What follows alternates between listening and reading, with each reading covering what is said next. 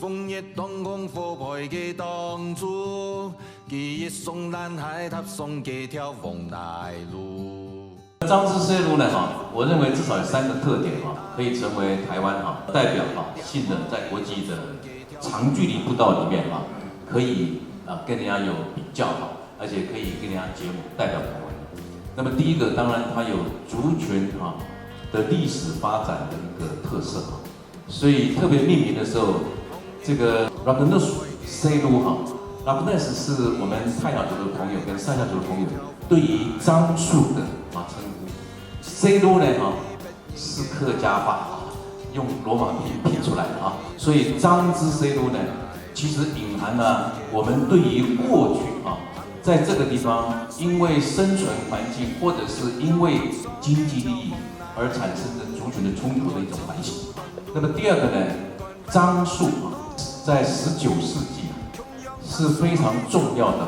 某一些工业的原料，也参与了世界的文明的进展。你走在这条步道上的时候，你会看到、想象到，就是说，在19世纪，这个小溪路古道通往全世界，是台湾通往连接全世界的一条古道，这个是多浪漫的一件事情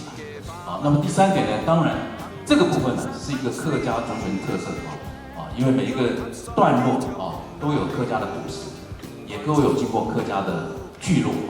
可以分享客家的文化跟美食。济州偶来在2010年发起世界步道联盟，2014年又再发起亚洲步道联盟。那千里步道是在2016年加入了亚洲步道联盟的会员，成为这个大家庭16个会员里头的一个会员组织。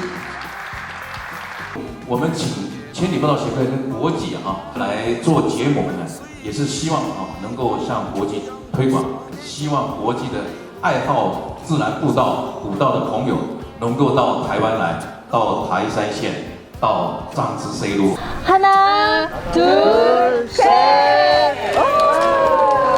客家基本上是一个山的民族，济州人应该是海的民族。我很高兴今天能够见证偶来步道第15号小径跟樟之 C 路的民丰古道能够在这里结盟结盟这个概念在我们的传统的话里面结拜啦，结拜所以我们很高兴成为结拜兄弟结拜兄弟、结拜姐妹。 같이 우정의 길을 맺은 그쪽의 길은 굉장히 깊은 숲속입니다. 근데 우리는 또 굉장히 넓은 바다예요. 되게 친구도 서로 다르면 또 재밌잖아요. 그래서 일부러 이 코스랑 단의 결연을 맺기로 했습니다.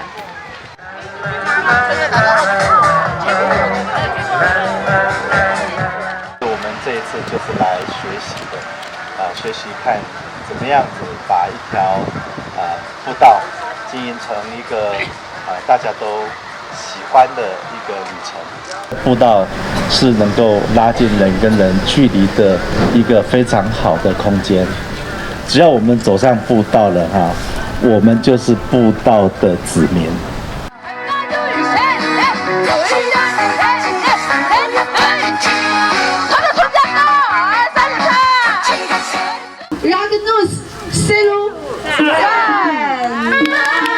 今天是山海的结盟是韩国跟台湾的结盟。那其实根本上就是爱古道的人在这里成为兄弟姐妹。